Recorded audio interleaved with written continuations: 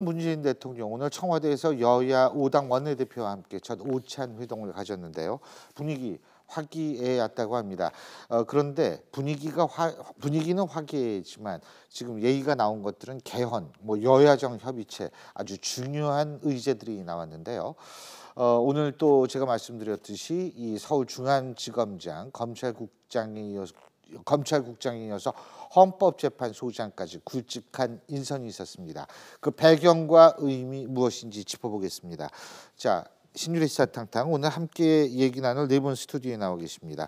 부산 카톨릭대학교 차재원 교수, 숙명여자대학교 강미영 교수, 문화일보 이현종 논설위원, 그리고 중앙일보 기자 출신이시죠 양지열 변호사 네 분이십니다. 어서 오십시오. 안녕하세요. 안녕하세요. 예.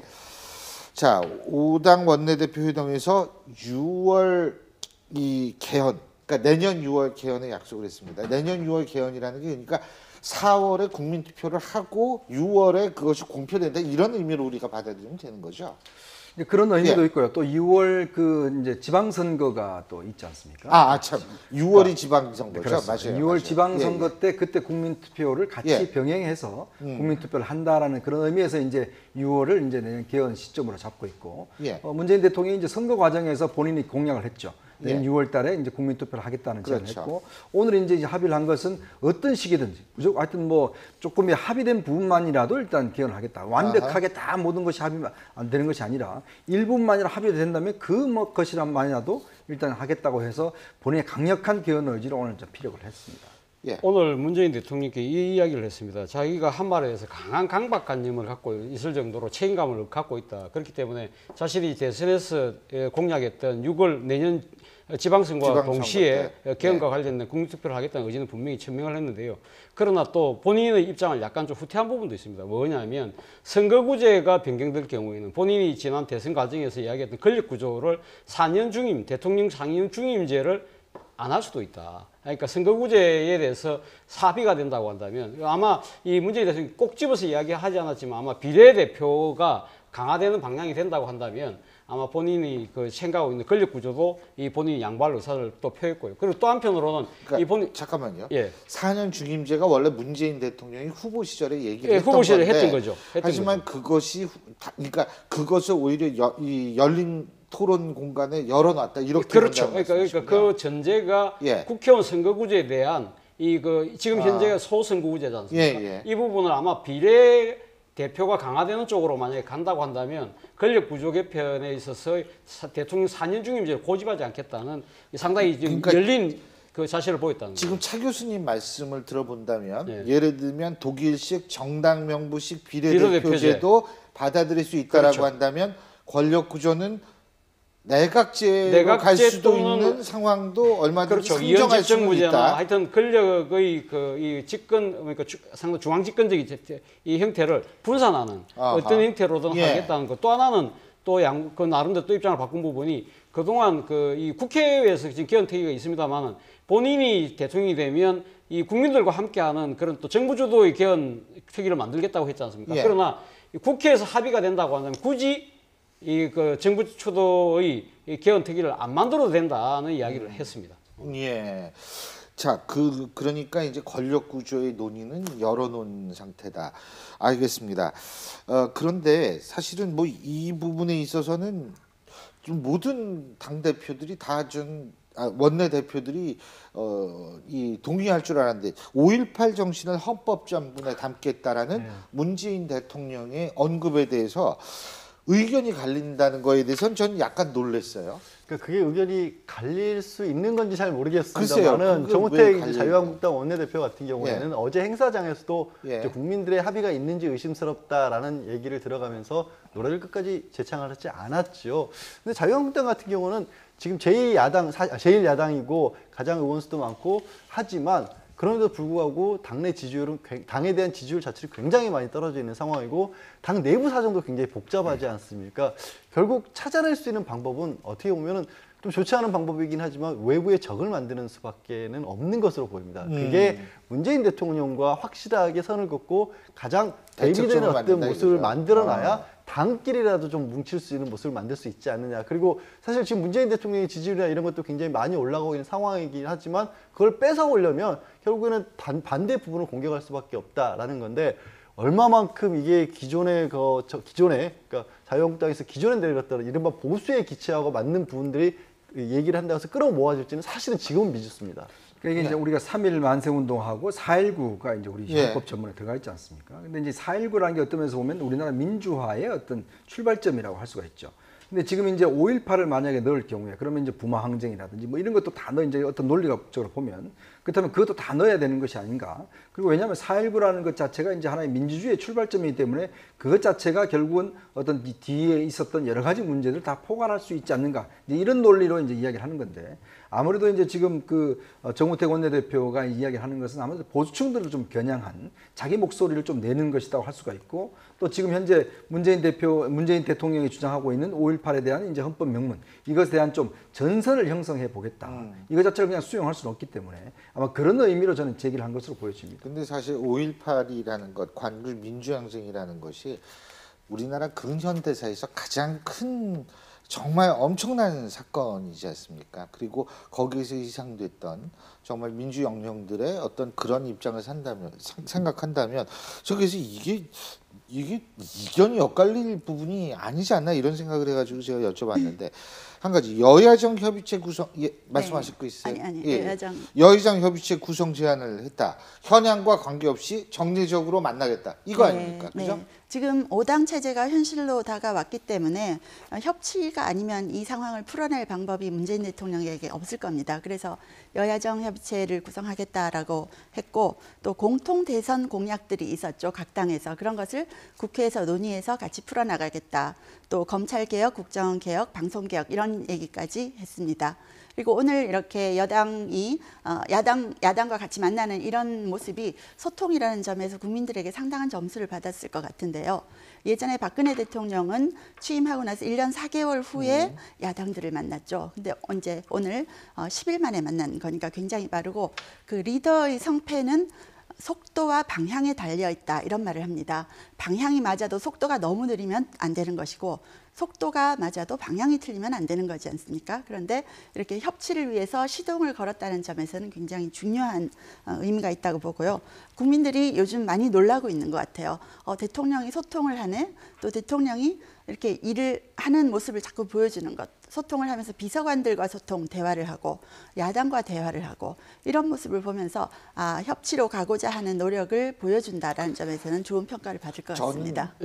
사실 그 문재인 대통령이 지난번 그 대선 공약 중에 하나가 통합정부를 구성하겠다는 거 있지 않습니까? 그렇기 때문에 대선이 끝나자마자 나온 얘기 중에 하나가 뭐 바른정당 유승민 후보 또 이 정의당의 심상정 후보를 내각에 참여시키겠다. 뭐 그래서 상당히 구설수를 자초한 측면이 있습니다만 그러나 오늘 여야정 협의체를 만들겠다는 그 자체가 앞으로 지금 문재인 정부가 지금 이거 야당과의 협치의 그 순서를 일단은 정책연대 나아가서 입법연대 그리고 거기서 나는 신뢰를 만들고 난 뒤에 예를 들면 이거 통합정부로 가는 나름대로 그러한 착착 스텝 바이 스텝으로 가겠다는 의지를 아마 여야정 협의체라는 이 합의 속에 담겨 있는 것이 아닌가 생각합니다. 그리고 저는 뭐 다른 것보다도 일단 아까 화면을 보면은 문재인 대통령이 직접 마중 나와서 이렇게 약수하면서 들어가는 거 있죠. 나와서 이 장면하고 뭐하고 오버래핑이 되냐면 이해찬 전 총리가 중국 갈 때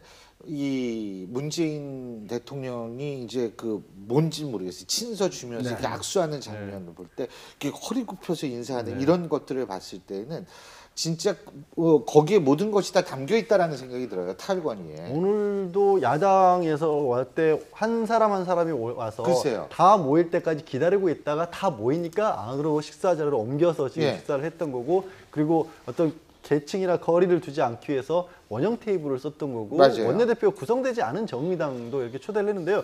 생각을 해보면 이런 의미도 있을 것 같습니다. 뭐냐면 야당, 국민의당이나 바른정당, 자유한국당도 다 굉장히 당내 사정이 복잡해서 저는 이 각각의 당들의 이해관계가 너무 얽혀 있어서 문 대통령이 협치를 하려고 해도 상당히 어려움을 겪을 것이다라는 생각을 좀 했었는데 그거를 타개할 수 있는 방법들로 각 야당 원내대표에게 대통령의 힘을 실어주는 게 될 수 있거든요. 이게 그렇죠. 당 입장에서는 대통령하고 원내대표하고 네. 자주 만나고 의견 교류를 하게 되면 자연스럽게 당내에서 그 맞아요. 원내대표도 서는 네. 거거든요. 그렇게 해서 그 방법으로 속도를 낼 수 있는 방법을 찾으신 것 같습니다. 그래서 굉장히 소탈한 모습을 보여줬는데 저는 여기서 권위주의와 권위에 대해서 좀 생각을 해보게 되더라고요. 권위주의라는 거는 스스로 자기의 실제보다 더 높게 스스로를 평가하는 게 권위주의가 아니겠습니까? 그렇지만 그렇게 한다고 해서 스스로 그 권위가 올라가는 건 아니죠. 맞아요. 또 그렇다고 그걸 내려놓는다고 해서 권위가 예. 없어지는 것도 아니잖아요. 그렇기 때문에 국민들이 볼 때 지금 취임 10일 동안에 보여준 탈권위 행보 이것이 가장 크게 와닿지 않았을까 싶습니다. 오늘 보시면 좀 숨은 그림 찾기 위해서 뭐가 좀 달라졌는지 보시면 명찰이 없습니다. 아, 이게 원래 대통령 행사에 보면 항상 이 대통령을 명찰이죠. 제외한 나머지 분들이 다들 명찰을 달고 있거든요. 근데 이제 오늘 같은 경우 보면 이제 그게 없어요. 그리고 앞에 있는 뭐 이 누구 앉는 자리 표시도 없습니다. 그럼 문재인 대통령이 직접 지시를 했다고 합니다. 이런 거 없애라고. 왜냐? 타 얼굴을 하는데 왜 그걸 명찰을 달고 하느냐. 그리고 또 이분들이 명찰 달고 오면 먼저 청와대 가면 좀 주눅 들게 돼 있거든요. 그리고 명찰 달고 이렇게 들어가면 청와대 어떤 건물 자체는 이건 주눅 들어서 사실은 제대로 말을 할 수 없는 경우가 있어요.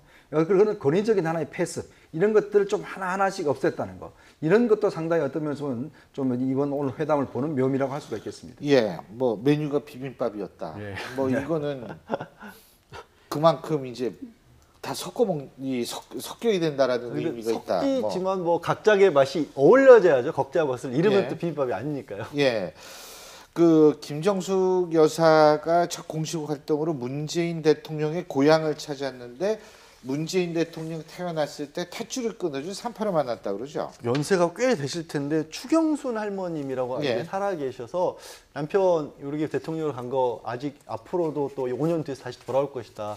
동네 거제지 않습니까? 거제에서 대통령이 두 번째로 탄생을 해서 좀 동네에 경사가 하나 있는 진짜 그런 그렇지 않습니까? 김영삼 전 대통령이 거제. 태어났기 때문에 그래서 거제에서는 그렇게 굉장히 반가운 일정이었고 김정숙 여사도 당선했었을 때 취임식에 와서 모교도 찾았었고 이제는 또 고향도 찾았었고 그러면서도 이렇게 너무 막 뭐라고 해야 될까 여사로서 너무 튄다 이런 느낌은 또 없으면서 내조 아닌 내조를 하고 계시니까 앞으로도 그 선거 과정에서 호남특보를 했던 것처럼 문 대통령이 직접 하실 수 없는 부분에 대한 예. 보충을 아마 이 김종수 여사가 할 것 같습니다. 지금 어쨌든 현재 문재인 대통령의 지지율 87%입니다. 그러니까 87%가 문재인 대통령이 앞으로 잘할 것이다. 이렇게 얘기를 했는데 그죠? 취임 2주차 과거 대통령에 비해서 상당히 높은 거잖아요. 네, 그죠? 그렇죠. 예. 예전에 이명박 대통령은 취임 2주차 때 79%의 지지율을 보였었고 박근혜 대통령 전 대통령 때는 71%였죠. 그러니까 지금 87%라는 것은 굉장히 높은 거죠. 예. 실제로 문재인 대통령이 투표에서 받았던 지지율 이런 걸 감안해 본다면 정말 잘하는 건 잘하는 거다라고 많은 국민이 생각을 하고 있다는 건데요. 그 중에 가장 큰 것이 아까 말했듯이 탈권위가 아닐까 싶고 또 적폐청산 얘기하신 거, 또 민생정책, 일자리, 미세먼지 문제 이런 거를 들고 나왔기 때문에 국민들이 좀 좋게 보지 않았나 생각이 들고요. 또 하나가 파격 인사죠.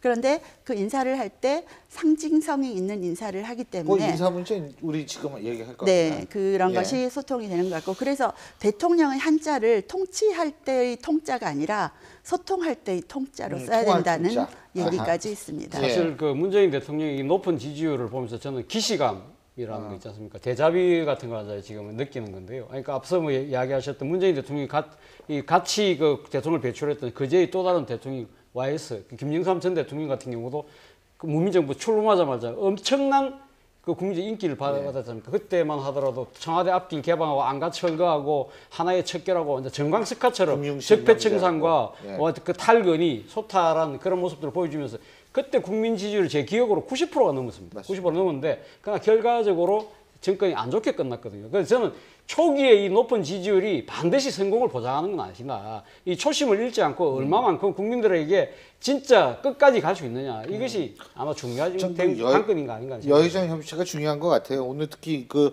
김정숙 여사가 전 이 과자가 뭔지 모르겠어요. 인삼정과 인삼정과 잡숴보신 분 있으세요? 이게 뭔지는 잘 저도 모르겠는데 뭐 한번 먹어봤는데 어디서 먹어보셨어요? 이게 뭐 이제 김정숙 그 뭐 여사께서 만들어 주신 건 아니고. 아니요, 결혼식 할 때 이제 이게 그 뭡니까 결혼식 음식으로 예. 왔던데요.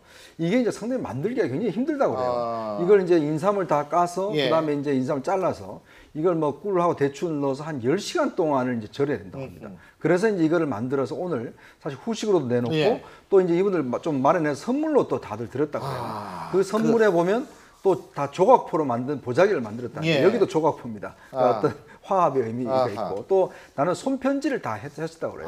각각의 분들마다 이제 손편지를 해서 좀 어떤 통합과 좀 나라를 위해서 열심히 해달라는 그런 어떤 손편지도 하셨다고 그러는데 사실 참 보면 이 그 영부인이나 여사나 이런 분들이 어떤 대통령을 좀 도와주는 것 자체가 뭐 옛날에 좀 그 협소가 어떤 예. 어느 정도 좀 그 제한적이었습니다. 예. 이번에 김정수 여사를 보면 예. 이런 모임 같은데 사실 이런 거 아하. 하는 자체가 보면 상당히 아마 오늘 원내대표들도 협조했을 것 같습니다. 전 이제 대통령 내외분이 두 분 다 탈권위로 가고 있다라는 것의 하나의 상징이다. 앞으로 정례화 됐을 때 자주 아마 이 과자를 드실 수 있게 됐으면 전 좋겠다고 생각해요. 5당 원내대표들이.